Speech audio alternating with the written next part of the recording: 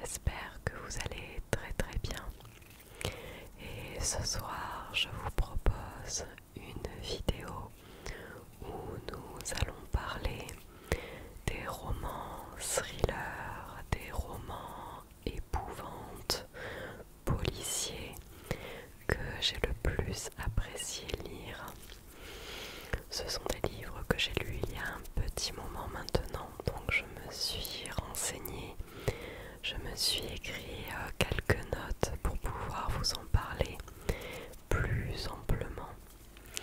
Et j'ai une petite confession à vous faire.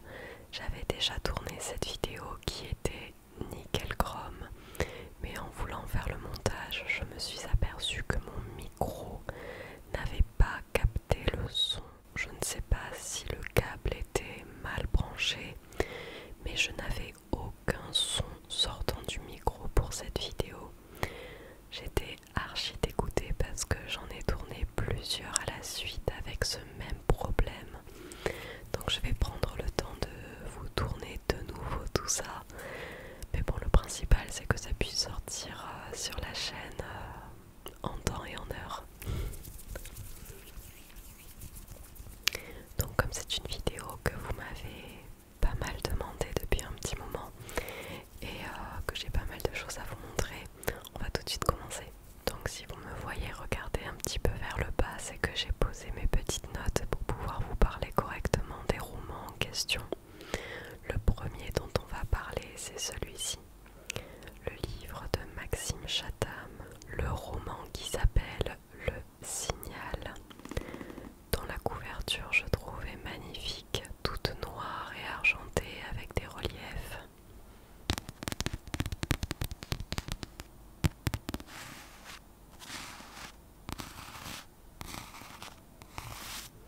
C'est un livre qui pèse son poids, qui est assez lourd puisqu'à l'intérieur vous avez les pages qui ont un liseré noir dans l'esprit très gothique. J'aime beaucoup.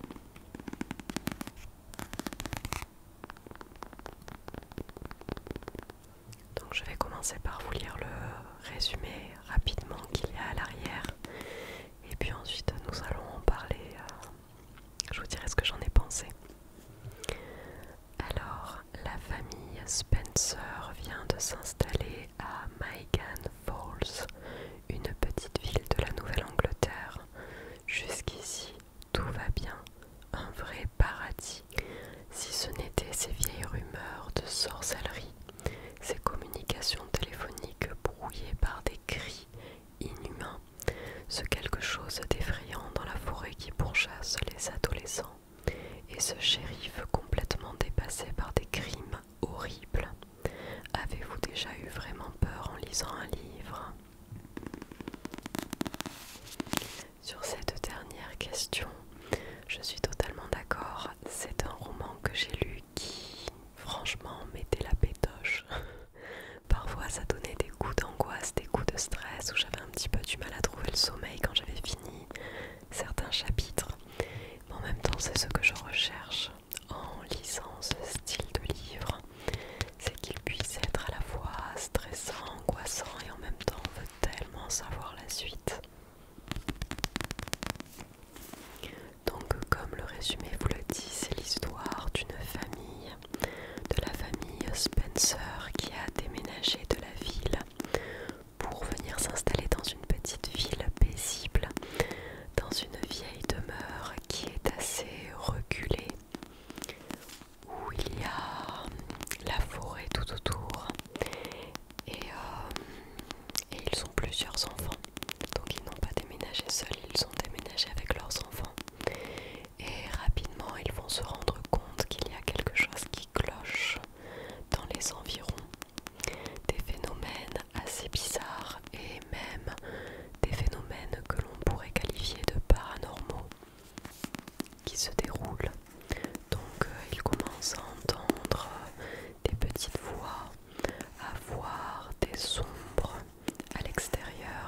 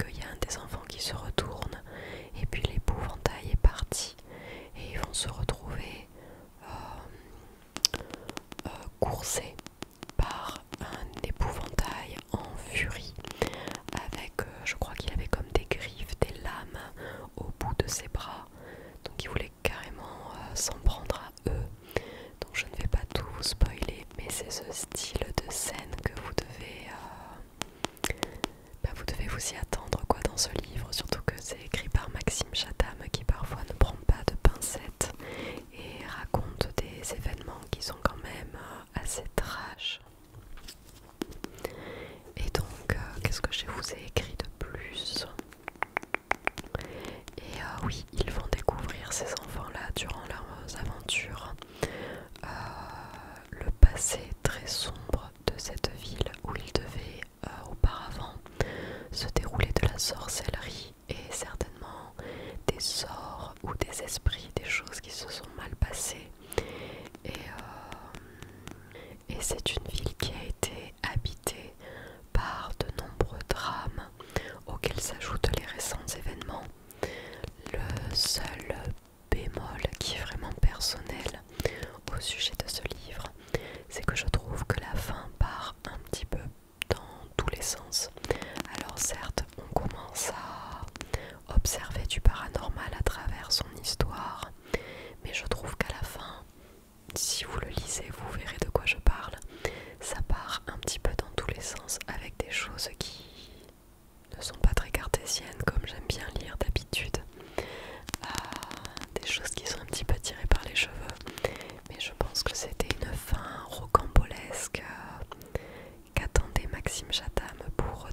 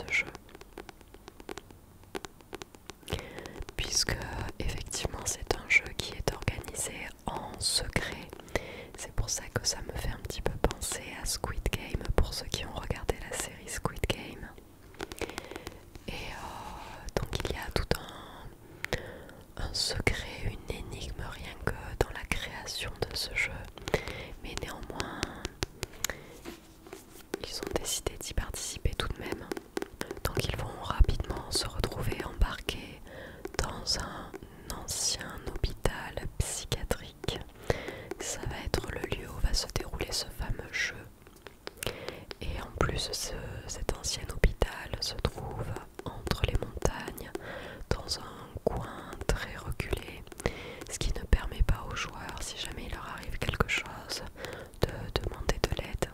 Ils sont totalement isolés et, comme qui dirait, emprisonnés dans ce jeu.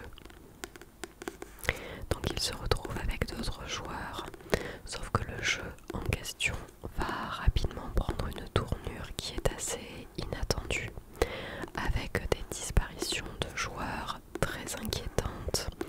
Il y a aussi des joueurs, des personnes qui vont être retrouvées décédées dans des conditions qui sont très très violentes. Et ce qui est le plus déroutant, c'est que les joueurs, en tout cas là, on va surtout suivre Ilan, je crois, dans ce livre, le garçon, qui va être pris de grosses hallucinations. Donc ils vont avoir l'impression que ce jeu commence à les rendre fous et à les changer au plus profond d'eux-mêmes, que ça dépasse les règles qu'ils pensaient pouvoir suivre comme un jeu classique. Et ce qui est assez agréable avec ce livre et en même temps très très déroutant, c'est que on va suivre l'histoire, on va suivre les péripéties, on va en apprendre de plus en plus, on va peut-être se forger nous-mêmes une opinion sur ce qui est réellement en train de se passer dans ce jeu. Et lorsque vous allez lire la fin, vous allez certainement tomber des nues. Alors, je vais dire que j'ai adoré cette fin renversante parce que je trouve que c'est une super idée et ça remet en question toute la dynamique du roman depuis le début, toutes les idées que l'on s'était faites de cette histoire, de ces péripéties vécues par Ilan et Chloé. Tout commence à se ficeler dans une toute autre dimension. Et en même temps, je suis légèrement déçue parce que j'ai regardé un certain film dont je ne vous dirai pas le titre parce que sinon ça va totalement vous spoiler cette histoire et ce n'est pas le but. Mais c'est un film qui est très connu, un film assez thriller aussi. Et la fin de ce roman est pratiquement comme la fin de ce thriller en question, de ce film. Donc comme je l'avais déjà vu, je me suis dit mais attends, mais c'est exactement la même histoire que dans ce film là. C'était très bizarre, très déroutant. Peut-être que vous saurez de quoi je veux parler. Mais quand même, je vous le conseille vivement parce que si vous cherchez quelque chose, un livre à lire à suspense où vous avez vraiment envie d'apprendre la suite et vraiment envie d'être surpris à la fin, franchement je vous le conseille les yeux fermés. Celui-là. Et on voit le lieu du jeu en bas.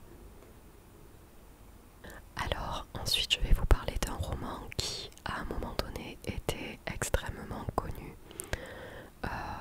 Je trouve qu'on en parlait beaucoup, je crois qu'il y a eu énormément de ventes de ce roman-là, thriller, toujours de Franck Tilliès. C'est le manuscrit inachevé.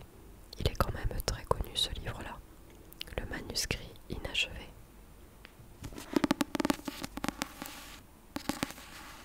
Je vais vous lire le résumé et après on en discute. Une enquête sans corps, une défunte sans visage, un thriller sans fin. Aux alentours de Grenoble, une voiture finit sa trajectoire dans un ravin. Dans le coffre, le corps d'une femme à la station-service où a été vu le conducteur. La vidéosurveillance est claire. L'homme n'est pas le propriétaire du véhicule.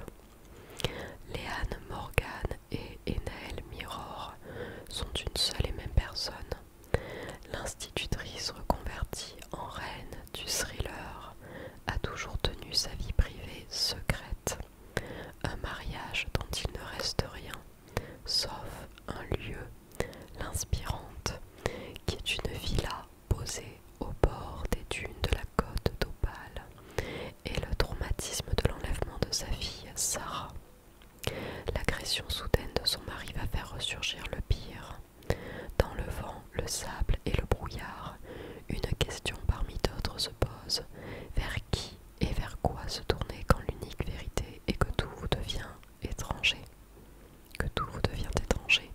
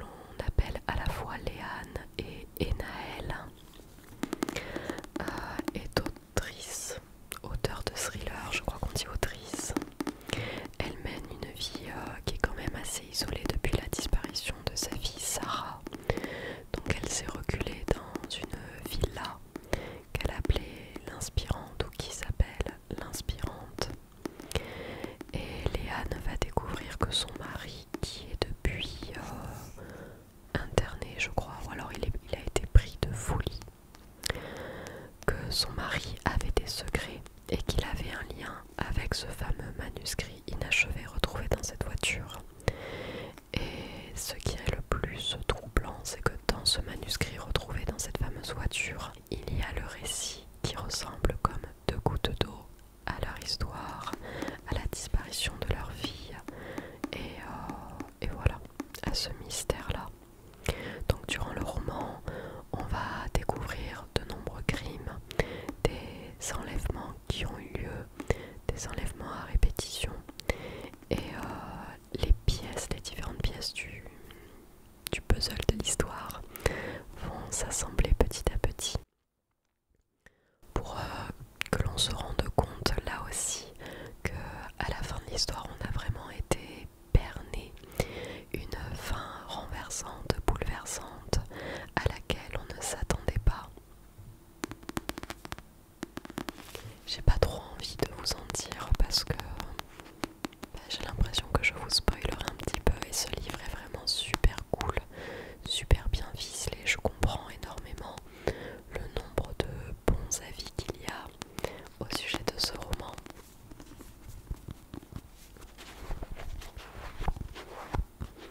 Surtout qu'on va suivre du coup cette Léane qui va se retrouver un petit peu désabusée par la découverte de ses écrits qui ressemblent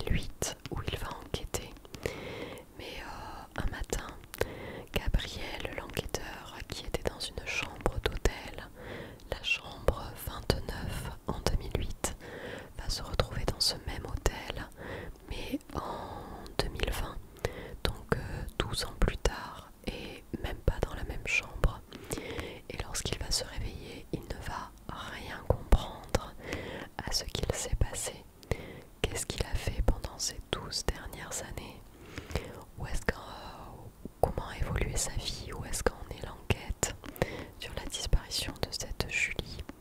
Il va se rendre compte qu'elle n'a toujours pas été retrouvée et il va surtout essayer de comprendre qui a pu s'en prendre à lui, comment il a pu perdre la mémoire pendant tout ce temps et puis oui, qu'est-ce qu'il s'est passé pendant tout ce temps. Donc ce qu'il va commencer à découvrir sans trop vous en dire, c'est que cette disparition est liée à plusieurs événements qui sont assez bizarres, comme des expériences secrètes qui auraient été menées au sujet de la mémoire. Donc plusieurs enfants ont disparu de cette manière-là pour pouvoir faire des expériences. Ils s'en sont clairement servis comme des cobayes.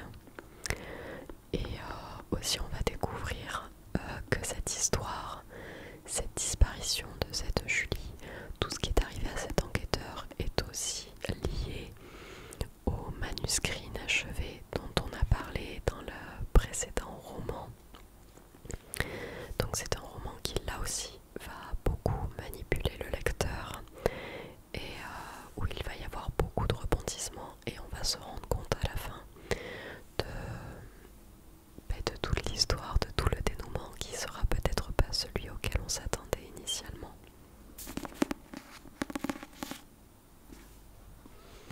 Ils disent que c'est une intrigue qui illustre une nouvelle fois la capacité de Franck Tilliès à nous tenir en haleine. C'est tout un art. On ressort de l'expérience quelque peu ébranlé, mais épaté par le savoir-faire diabolique de l'auteur. Je vous conseille énormément les romans de Franck Tilliès. Je trouve qu'il a une écriture qui est vraiment bien, comme Maxime Chatham d'ailleurs. C'est-à-dire qu'en lisant ses romans, vous avez l'impression de regarder un film. Vous avez des images, comme ils décrivent très bien les scènes qui vous arrivent dans la tête et vous avez l'impression de suivre un film à suspense, un film à thriller. Donc je trouve qu'ils sont super bien et j'adore le fait d'être très surprise à la fin de l'histoire, de découvrir l'aboutissement de l'enquête, d'en découvrir davantage sur les personnages et puis voilà quoi, ils sont super cool à lire.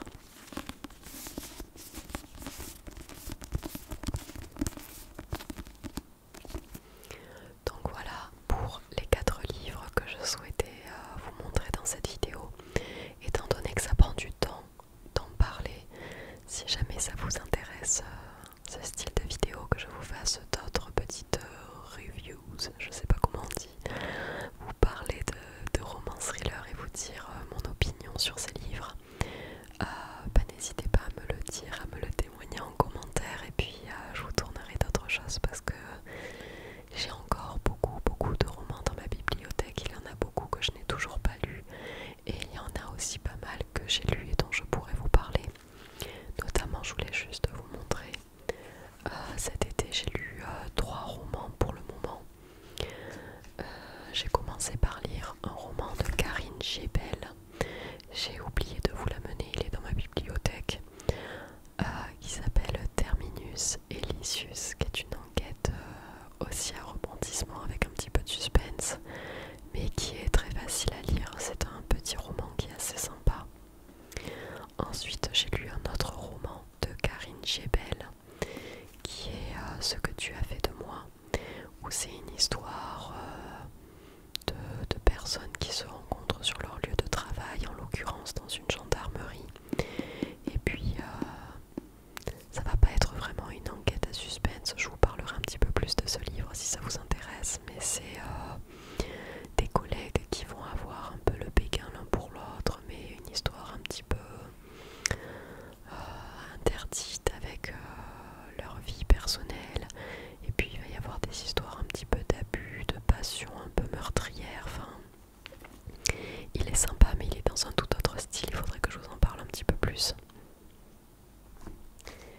Et je viens de terminer ce roman là qui est pour le coup assez récent. Je l'ai acheté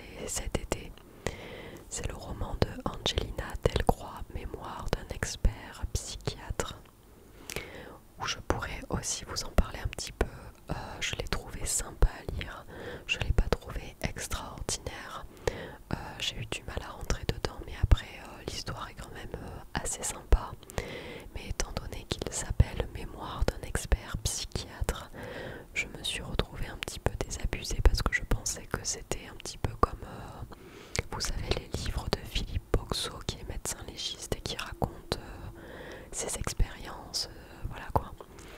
Et je pensais que dans ce cas-là, c'était réellement les mémoires d'un expert psychiatre qui racontait le cas de plusieurs de ses patients, peut-être. Finalement non, c'est une histoire assez rocambolesque et plein de péripéties qui arrivent à ce fameux expert psychiatre. Voilà. Mais lui aussi, je pourrais vous en parler plus largement dans une autre vidéo si ça vous intéresse, parce que là, la vidéo est quand même déjà bien longue. En tout cas, j'ai terminé pour cette vidéo. N'hésitez donc pas à me dire dans les commentaires si vous souhaitez